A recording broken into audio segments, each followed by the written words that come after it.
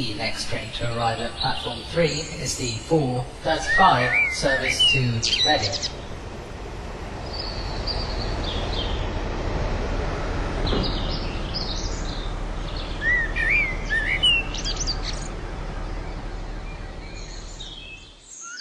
The whistle's go woo woo! Alright, my lovers, it's Ant-Man here today. Something a bit different for you. We got Train Simulator. Railworks 2 Train Simulator 2012. And let's have a look. I'm going to split this little video showcase into a couple of sections. First, we're going to have a look at the freight section. So basically, we're tasked with coupling and uncoupling some wagons here. You can see them behind us. So, something a bit different, as I said.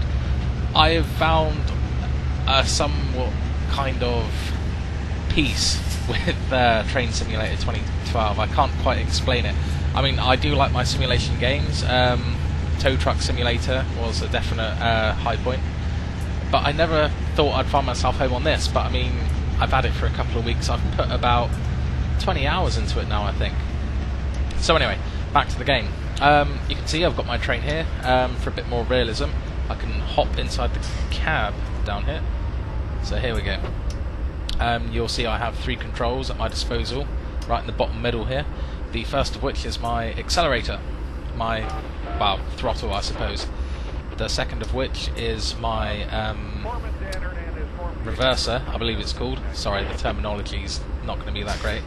And the third is my brakes. So basically I push that all the way forward, which means I'll go forward, and then I've got to tweak the throttle.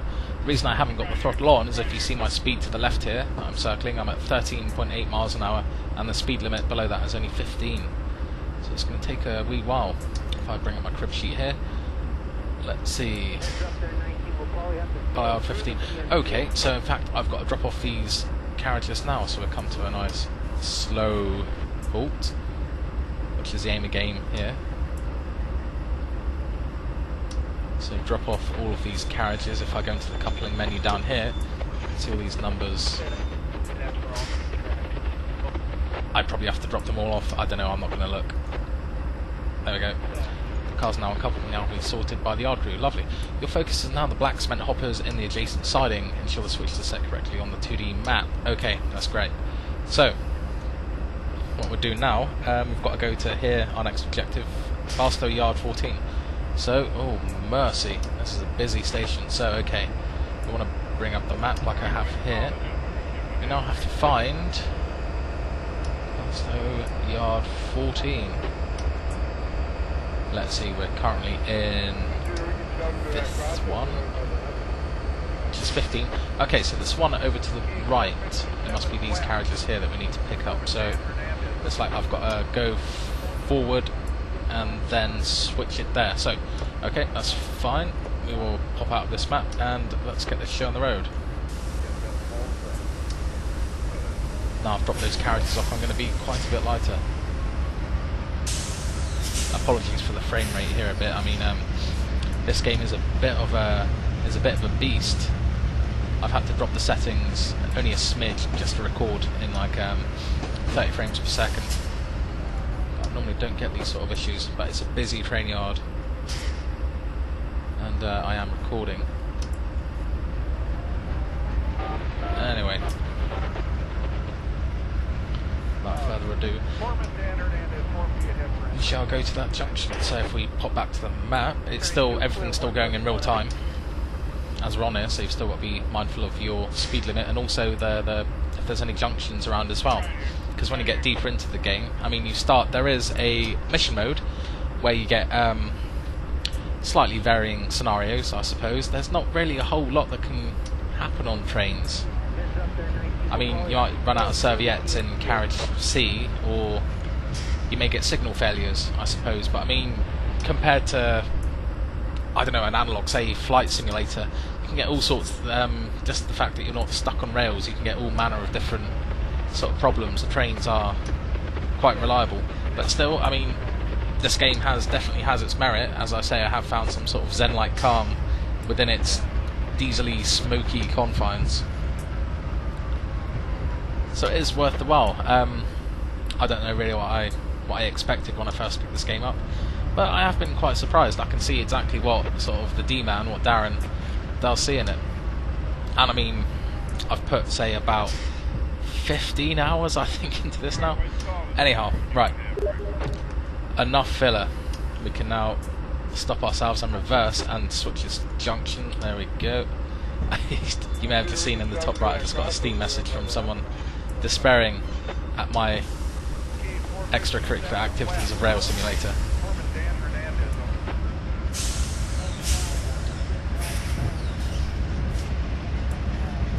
Okay, so now we're going back. Oh, careful not to break the speed limit. Nip a brake. Bit more nip a brake. Oh, see, I've got a warning. Had a quick warning come up there saying I was going a bit fast. So, not the most exciting mission. Oh, I must be rolling downhill because I'm breaking the speed limit here. I'll try and nip that back a bit.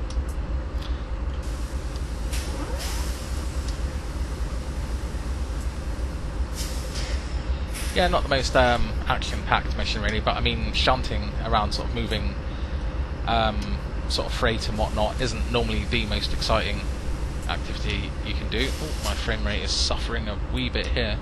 I couldn't tell you why.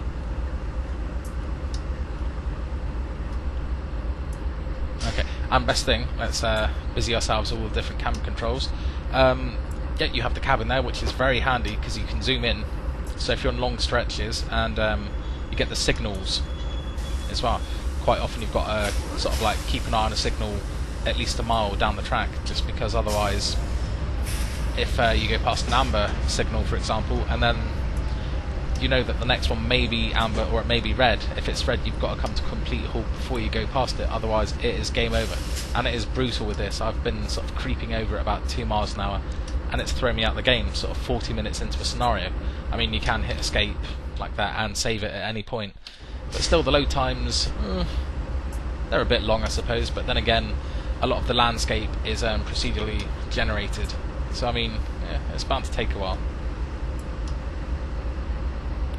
Now we're very slowly creeping towards those carriages. We'll pick them up and then I think I will show you something a bit different.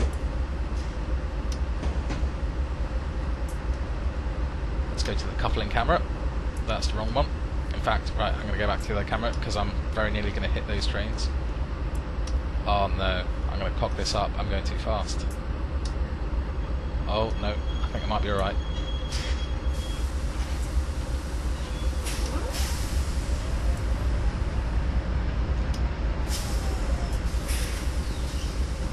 Nice and gentle. Okay. Train is now assembled and ready to go. You need to exit the yard through the first exit to the west. Again, check your switches and keep within the yard speeds. Rightio, skip. Let's get going. Go via Bastard Yard Gate 1. Let's have a quick look at our map. We should be somewhere around here. Here we go. So the blue line suggests where we're going to go. We're going to go that way. Bastard Yard Gate 1. Okay, so we're going the right way.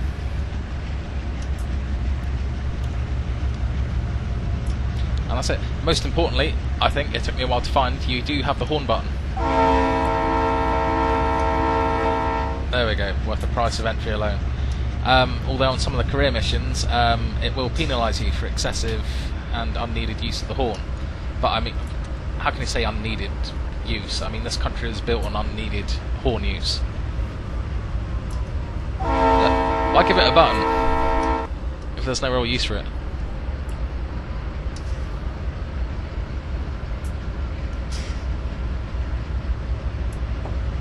Okay, so let's have a quick look at the itinerary. Stop at Len Track 2. Okay, the end of this mission isn't going to offer anything exciting, I don't believe. So I think we will call it there and we'll do something a bit more interesting, shall we? And to keep you entertained in this interlude, here's Wilfred Brimley with an important safety announcement. Diabetes, diabetes, diabetes, diabetes, diabetes, diabetes, diabetes, diabetes. Diabetes testing supplies. And we're back. Okie dokie, let's do something a bit different. We are now in a steam train and we're now doing a passenger service and we're currently in Bath, and it's foggy on the line. So, let's see if I remember how to drive a steam train. It's a bit more of a hassle. You can't just sort of hit the go button, the accelerator, because you won't get over about 15 miles an hour. It's quite complex, the system. You've got to balance quantity of steam with the pressure of the steam. So it won't make any sense for about the first 3 or 4 times you do it.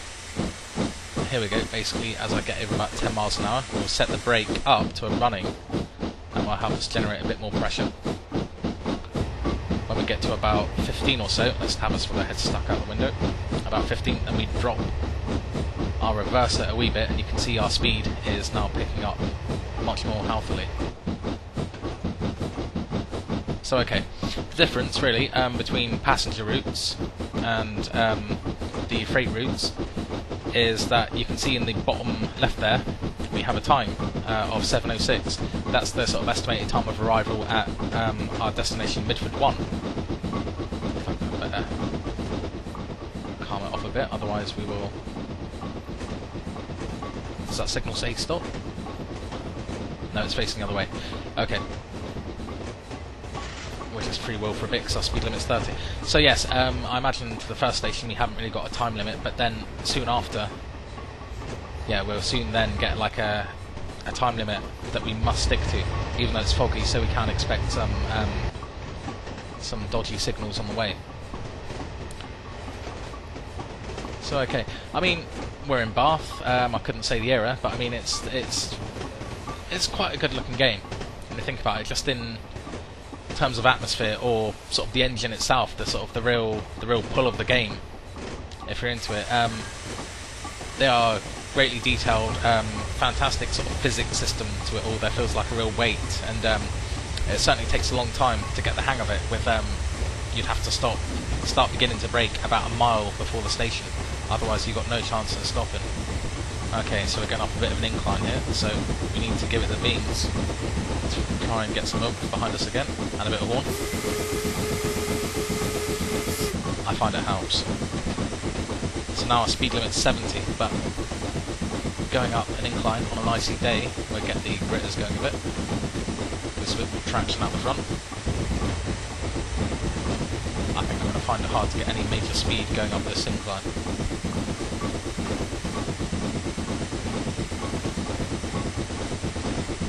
But I think the first thing I did, Train Simulator, I got an intercity and I smashed it into Paddington at about 100 miles an hour. That's do it properly, check it off the checklist. Thing number 1. Task number 2 was getting a steam train, not unlike this one, and trying to get it up to 88 miles per hour. I couldn't do it. I don't know, just sort of knowing now what I do then, I may stand a better chance if I get a nice downhill stretch. For example, if I come down here, maybe I might be able to get it up to 88, but I'm determined to crack it before my time's up. Oh, in fact we've got 2 engines. I didn't even notice that, you know.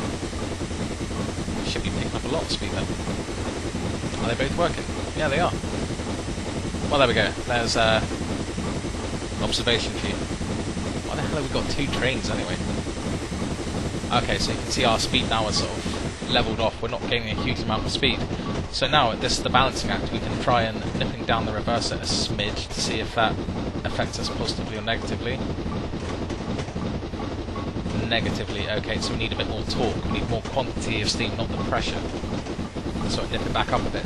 So it's a balancing act. I mean, I'm sure it all comes with experience, but I think a little mod should be available, like a little widget, like an accelerometer, to see how fast you are picking up speed.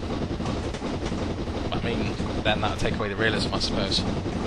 It's all about finding the balance and knowing what your train is capable of, and yeah, what it's doing. Oh, now we're in a tunnel, so diverted to first-person view. Let's turn that sound off now, we've got enough speed. So yeah, all the bells and whistles and whatnot all do their corresponding tasks inside. I mean, I could pull that, or I could pull one of these levers if I wanted to. I probably wouldn't want to. It would probably break. Which way does that go?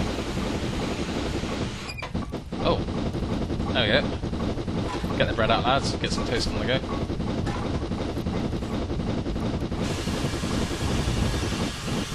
It won't shut. Right, there may be a small fire in here soon. Ah, we're out anyway. We won't worry about that.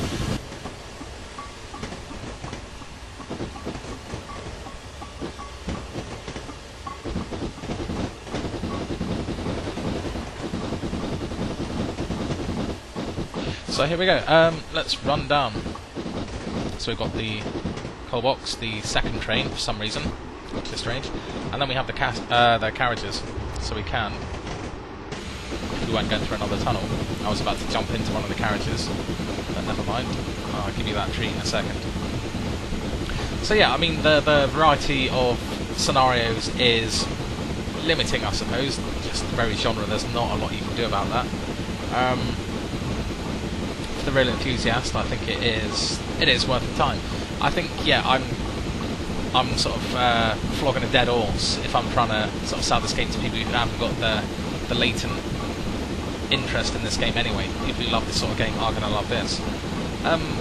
But no, coming from a bit of a geeky PC game oriented outsider, yeah, I found a little home here. I don't think I'll go through all. Oh, here we go, we're steaming now. I don't think I'll go through all the missions just because I don't know the attention to detail required and the sort of harsh penalties I don't know if I can put up with, really.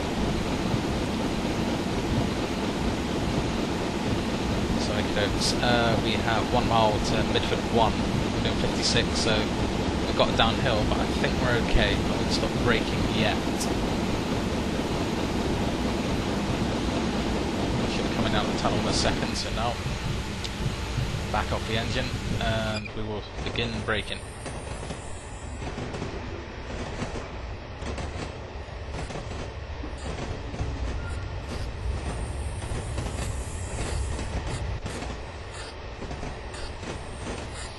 What we're looking like, half a mile, 55, I think we're about right.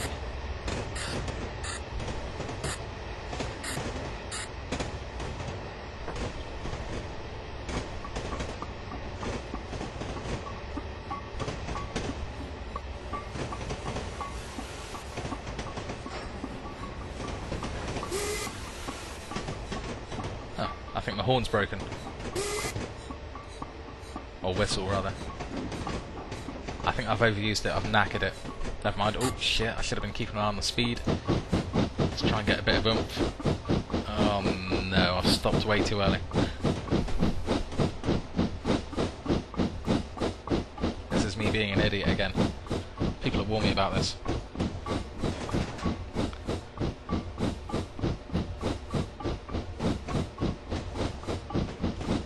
Never noticed that button there before. I don't know what it does.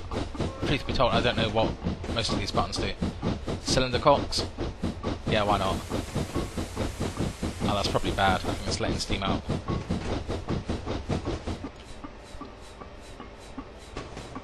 Right, I think we'll pull up at the station and we'll call it a day. Although I've got far too many carriages that I think quite a few people are going to get a bum deal.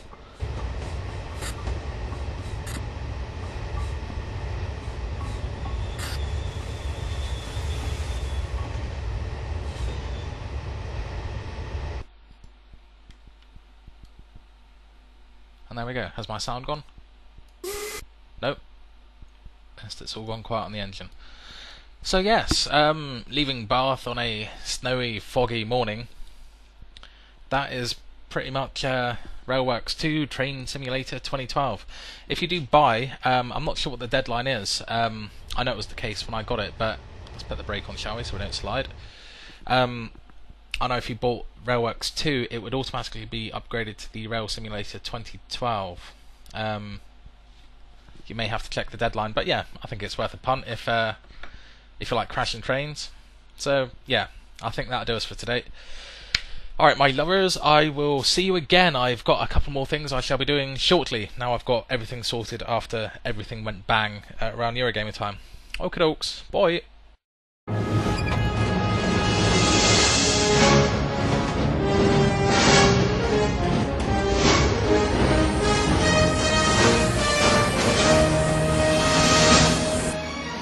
Ah, this is bad! You failed.